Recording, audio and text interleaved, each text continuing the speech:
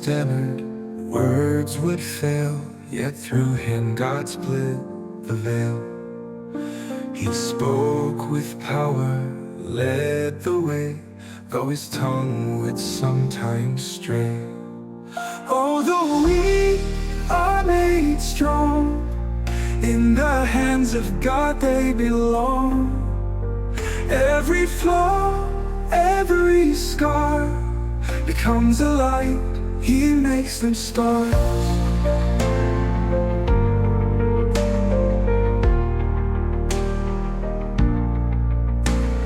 Jacob limped, but still he stood, wrestled God and it was good. Blessed and broken, yeah he knew God would still be faithful, true.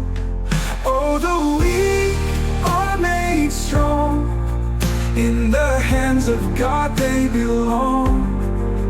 Every flaw, every scar becomes a light, he makes them stars.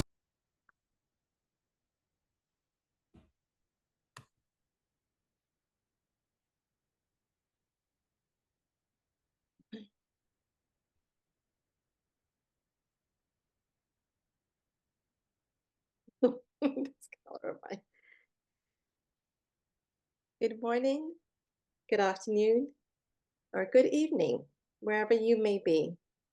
Thank you for joining me in another episode hosted by yours truly, Angela, at Disable World's View, but able in God's eyes. Here I have been sharing with you our guest, Maryruth Dilling, who has been sharing different topics. And we are now in episode 4. I have yet to put up episode 3 for you to see. But if you hear anything that been repeated in this episode 4, that's okay, because the more we keep hearing the things that need to be heard, the more things will be understood, and things that you can question to Miss Maryruth, which again, she will share her information if you want to contact her to get any more in-depth clarification and whatever you may hear. So we want to be able to answer any questions you have concerning autism. And as you have already known on my channel, I love someone with autism, and I'm sure you do too. And because you do, this is the reason why we're having these interviews, so that we can be able to have that clarification and information in what to do when we know the signs, and what we can do to be able to manage those signs in God's love. So without any further ado, Miss Maryruth, and we're going to talk about food sensitivities and detoxification. Once again, thank you, Maryruth, for joining us, and may you be blessed in what you hear. Thank you, Angie. I do want to remind everyone, if you'd like to contact me personally, you can contact me at healing@kindlingdreams.com. I want to go further into detail on assessing for food or chemical sensitivities. People on the spectrum tend to be sensitive to certain foods, and this sensitivity can create symptoms. It can, for example, gluten sensitivity can lead to rage. It can lead to even problems with walking or talking. I know in my initial research, when I was working on my master's I learned many times that people who had nonverbal children on the spectrum, that when they cut out gluten and dairy, their children were able to talk. And unfortunately, sometimes they would go over Granny's house and Granny would give them something they're not supposed to. And then by the time they came home, they were nonverbal again. And they would have to go through a detox process. What many people do not understand is that gluten takes 3 months to work out of the system. But of course, most people are aware of the needles. They stick these panels, needle things in your back, and they're very, very, very painful. Now, this actually tests for allergies, and it does not address sensitivities or intolerances. And there is a difference. There are 2 blood tests that can be done. One is called the IgE and the IgG. But other things that do not deal with needles, other ways to assess would be a hair analysis. And basically you take, I think it's 10 strands of your hair, including the roots if possible, and you send them in, and then within 10 days, they send you the results, usually through email. And they can test either for food sensitivities, chemicals, heavy metal toxicity, things like that. Another way to assess for food sensitivities is doing a pulse test. And you would take your pulse before you ate a food, and then you would test again. And then according to the difference in your pulse, you would determine whether you were sensitive to that food or not. There's also the food elimination diet. And basically, you can get information about this online, a food elimination diet. And this is removing all foods except the most basic, anything that is known to trigger a histamine reaction. And you stay on this very, very basic diet for like 2 or 3 weeks, and then add 1 group of food back at a time once a week. And then you watch for symptoms. There's a wonderful book called Hidden Food Allergies that goes into the details of what I'm telling you right now. Now, I did the food elimination diet, and I did the needles, which did not give any results whatsoever. And that's when I learned the difference between allergies versus sensitivities or intolerances. And then I did the hair analysis because I had removed most of the foods that I knew I was sensitive to, but I was still reacting to something. I would still get that runny nose or that froggy cough, which are signs of reacting to food sensitivities. So I did the hair analysis, and they sent me back 5 pages of all of these things that I'm allergic to. And they gave them a code of 1 to 4. Now, if 1 and 2, you really don't have to pay attention to. On your 2s, you could eat relatively well on a rotating basis. So a rotation diet is where you eat as much as you want in a 24-hour period, and then you do not eat it again for 4 days. But your levels 3, you might want to eat only on a rotation diet, and you avoid anything that is a level 4.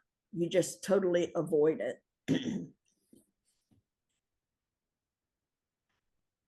Some very unusual things about food sensitivities is that sometimes our kids will crave what they are allergic to.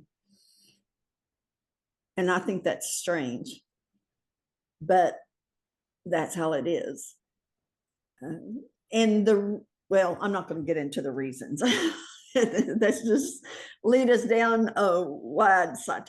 So detoxing. So in addition to assessing for food sensitivities, which the most common food sensitivities, gluten, dairy, nuts, eggs, soy, fish. No, I can't remember the other one. I'm blanking, I'm sorry. But I know that both gluten and dairy lead to hyperpermeability or leaky gut, which creates a state of inflammation in the body. And because those on the spectrum are especially sensitive to this inflammation, by research, this is research and personal experience, those on the spectrum do better without gluten and dairy in the diet. Now, sometimes using ancient grains versus the wheat that is in your most common store products, sometimes they will not react to that because the percentage of gluten in the ancient grains is only 4%. And in our wheat today, it's 44%. So there's a huge, huge difference. Now, detoxing. So you're going to want to assess for food and chemical sensitivities, and you're going to want to detox. So detoxing, what I usually suggest to my clients is that you start with dandelion root tea 3 to 4 times a day for 4 to 6 weeks. We know, like we have discussed before, that autism is caused by the inability to detox heavy metals. Okay. Now, this could be the result of a gene SNP, which Dr. Ben Lynch discusses in his book, Dirty Genes. There are ways to help people with these gene SNPs detox anyways. Okay, it's just not done in a regular manner. The tea is a great way to start because it helps open up the elimination pathways. When we begin to detox, we need to make sure that elimination pathways are open, because other words, those toxins are released and they have nowhere to go. And then you get sick. And this is called a healing crisis. And theoretically, if you detox too fast without being able to rid the body of the toxins, you could actually die, because you would reach such a toxic overload that your body couldn't cope, and it would just, it would shut down. Elimination pathway. And depending upon toxicity level, you're going to do the dandelion root tea 4 to 6 weeks. After that, you will address mold and parasites. So these can be addressed by things like pumpkin seeds, ground pumpkin seeds, chlorella, diatomaceous earth, parsley, bentonite clay. On the diatomaceous earth, always make sure it's food grade. There's also Dr. Hulda Clark has some wonderful, wonderful information on her site, if you can find it. Sometimes you can find it and sometimes you cannot. And it's using 3 herbs. One is clove, one is wormwood, and the other is black walnut hull. So you could use these tinctures and you work up with like 1 drop a day, 3 times a day, and then you work up. Dr. Hulda Clark believed that all health issues stemmed from parasites and toxin overload. So with her information, she gives a way to get rid of the parasites. It is very, very effective, but you have to be on the ball. You really do. Now, some people say, oh, well, I live in America. Of course, I don't have problems with parasites. But parasites are everywhere. You walk outside barefoot, you touch an animal, you buy food from the grocery store, you shake hands with people. Parasites are everywhere. You cannot avoid them. That is why it's important to do things to detox on a regular basis. So after parasites and mold are dealt with, then you would move to heavy metal toxicity. And some of the same things can be used as far as like diatomaceous earth and chlorella. But the thing is before you're tackling heavy metal toxicity, I would never recommend anyone detoxing heavy metals on their own. I would always recommend working with a natural health professional that can help you and guide you through the process, because it can make you sick. That's all there is to it. You start dumping these heavy metals, and if you are not eliminating them in a timely manner, you can make yourself very, very sick. I was just thinking if I could interject a little bit as you were mentioning about the dandelion tea. I've heard about dandelion tea, and we've talked about this before in terms of um, uh, depending on a child on age. Of course, you don't want to give at a younger age uh, who has the diagnosis for like for my son 3 to 4. Um, you want to wait until the child grows in more development in age in its teens. That this way you know that the body can be able to handle a small portion as you continue the increase of level of tea given. And so I wanted to bring that out that uh, uh, to start out small, you can suggest maybe how many teaspoons to start out with and then increase it in intervals of time.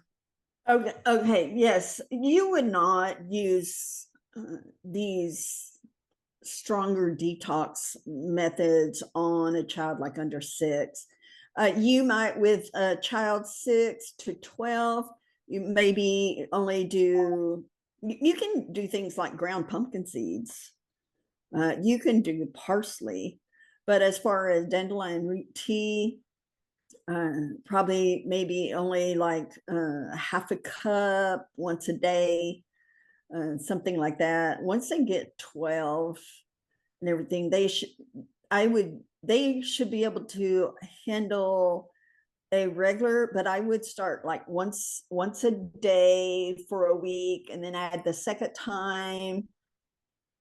So you're doing it twice a day for a week or so. And this allows a slow detox. And that way you're not likely to experience a healing crisis.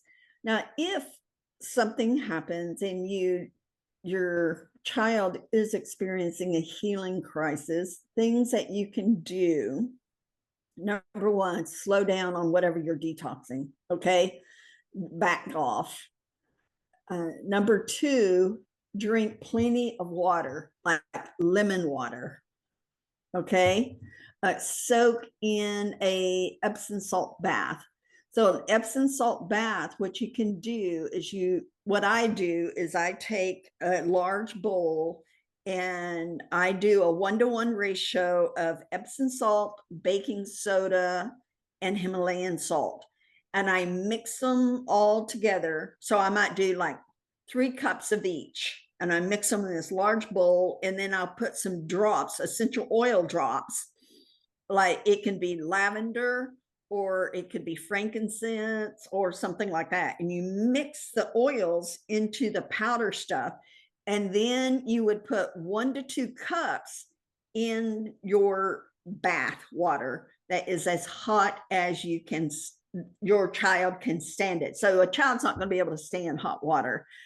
If you don't have a tub, what you can do is get a basin thing and put like half a cup to 3/4 of a cup into the water, stirred around, and soak the feet. Okay, because your pores are the largest on the bottom of your feet, and it can help detox. I've used those little whirling where the water swirls around for detoxing.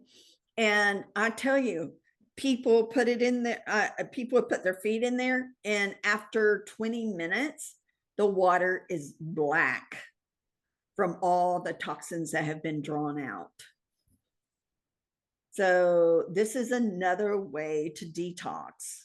You can also use things like red light therapy, sauna. I would not use sauna on a child under like 15, 16. Red light does not get hot. So that would probably be okay for a tween, like 10 to 15.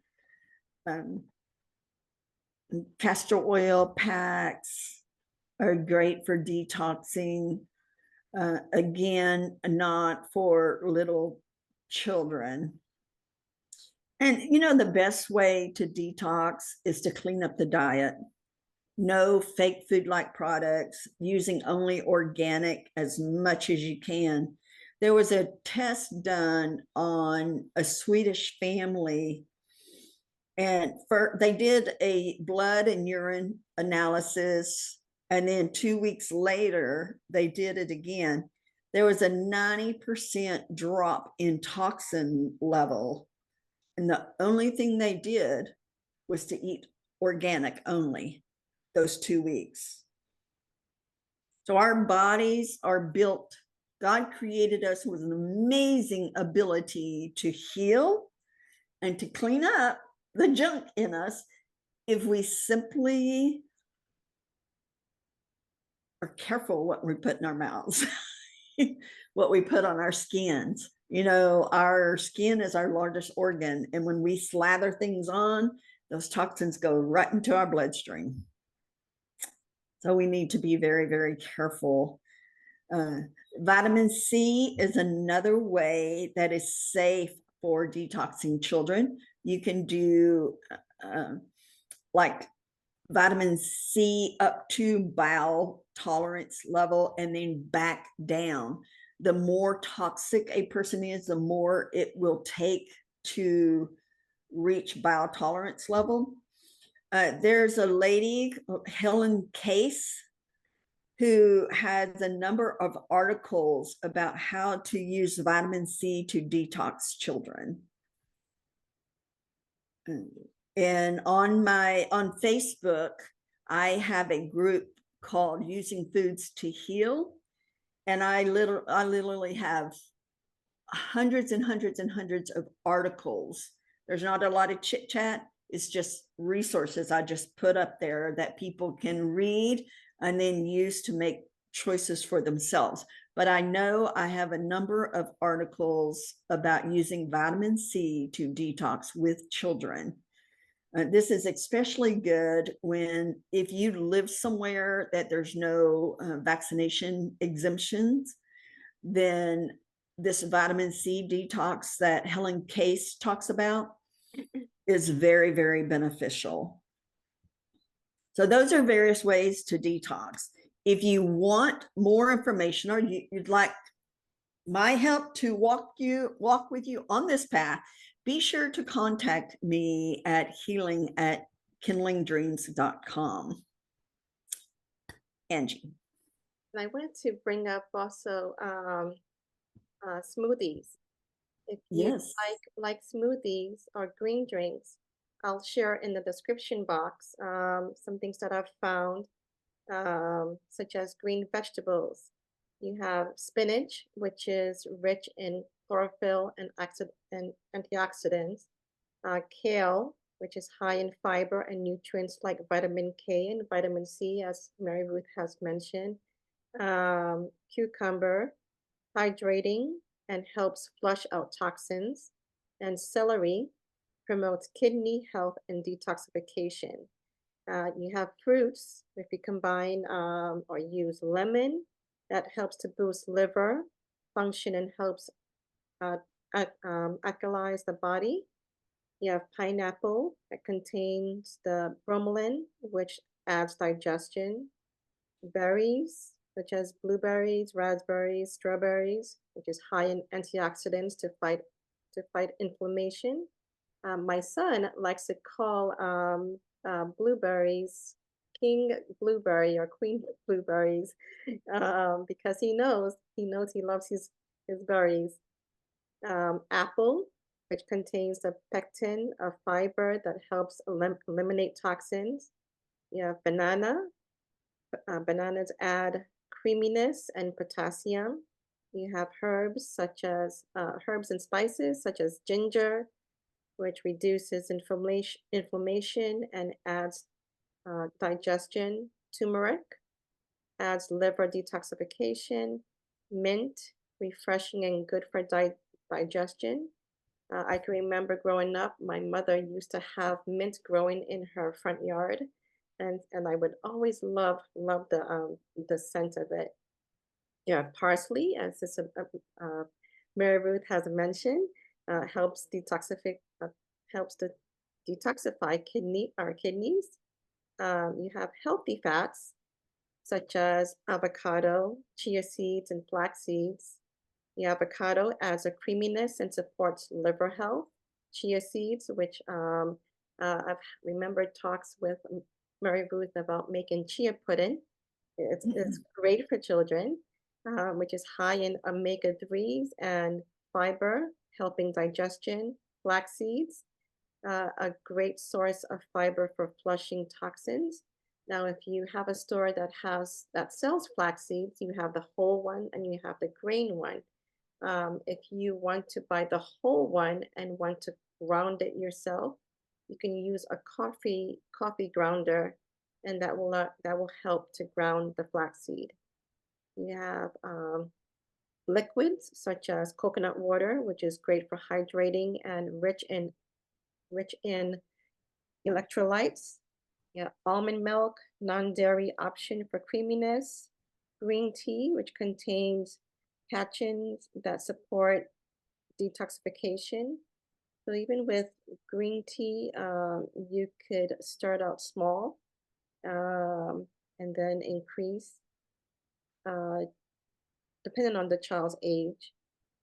Filter water, essential for hydration and flushing toxins.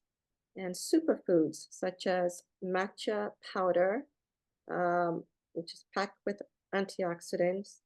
Spirulina, high in nutrients and supports heavy metal detoxification. Wheatgrass, which is full with chlorophyll for liver health. And maca powder balances hormones and provides energy. Now, the maca powder, I recently heard from a coworker who also has a child with autism, and she has confirmed that she uses it in her son's smoothie. So I use maca powder when I put it like in my smoothies and in my oatmeal. mm, so if I have a recipe here, if you like to try it, it's 1 cup of spinach, a half a cup of cucumber, a half a cup of green apple. Sorry, not a half a cup, a half of a green apple, a half of a cucumber, and 1 cup of spinach mixed with a half of lemon juice, 1 inch piece of ginger, 1 cup of coconut water, And for optional, if you want to add 1 teaspoon of chia seed into it, you'll have a simple detox shake recipe. So And one thing to remember, yes, that sounds really good. One thing when you're doing these smoothies, or I don't recommend juicing at all, but when you're doing smoothies, you need to use organic ingredients. Spinach is on, if you go to your Dirty 10 and Clean 15, the EWG website, they have a list of the Dirty 10 and the Clean 15. These are the things, the Dirty 10 you don't want to use unless you're using organic. And spinach is extremely high level pesticide use. So if you're doing these smoothies, which smoothies are great for kids, getting in your nutrients that they need, because a lot of times these kids on the spectrum are very, very picky eaters.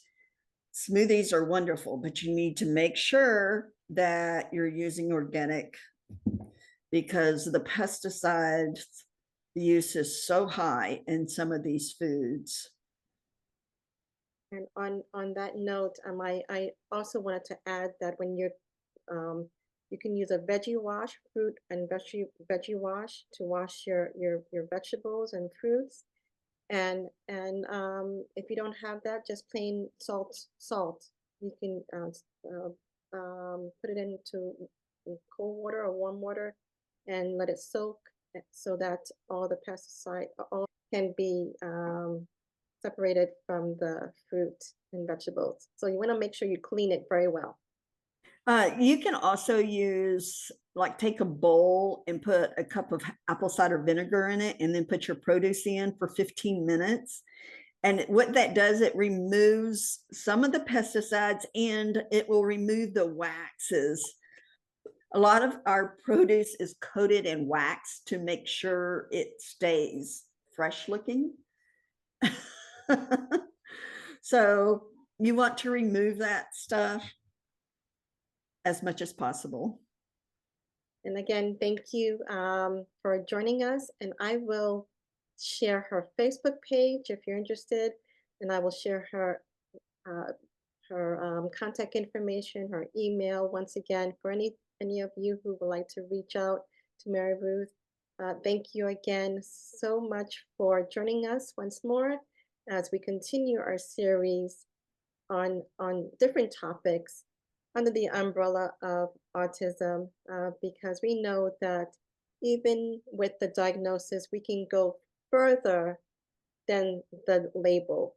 And so we want to reunite and embrace the label, but yet we know that through Christ we can do anything, believing that He will be able to supply our needs, which He has and will continue to do, and will, even with the information that is given here, our prayer to you is that you'll be able to take what you have heard and will be able to apply it to your lives so that you can see a change in your son or daughter or children lives.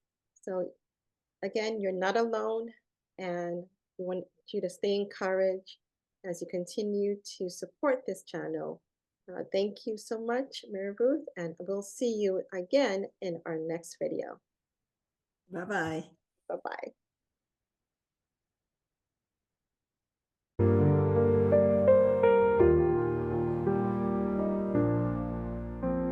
Moses stammered, words would fail, yet through him God split the veil.